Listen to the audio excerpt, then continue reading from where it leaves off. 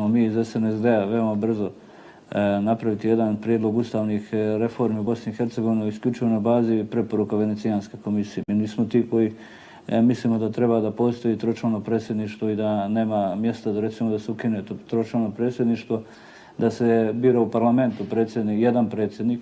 Mi nismo ti koji mislimo da treba da postoji tročlano predsjedništvo i da nema mjesta da recimo da se ukine to tročlano predsjedništvo, da se bira u parlamentu jedan predsjednik sa nekim dogovorenim mandatom 2, 3, 5 godina i tako dalje, mada ja mislim da ne treba toliko, i da se svaki sljedeći izbor bude neko iz drugog naroda.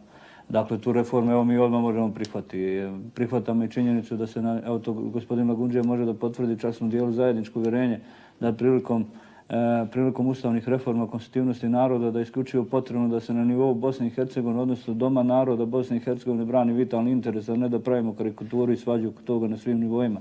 I to je preporuka Venecijanske komisije i to mi podržavamo i mislimo da to se može uraditi.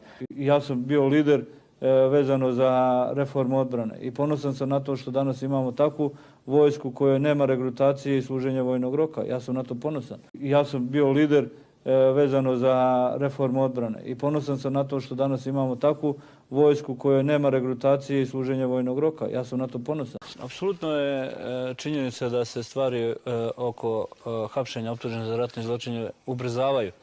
I postavlja se normalno logično pitanje zašto nisu bile ubrzane prije nekoliko godina. Treba primijetiti još jednu važnu stvar, a to je da je ovo godina američkih predsjedničkih izbora i činjenicu da se već ozbiljno najavljuje da je ovo zadnjih par mjeseci za hapšenje Karadžića i ostali optuženi za ratne zločine. Čak jedna čitava politička partija služi kao logistika za skrivanje optuženih za ratne zločine. To je apsolutno normalno.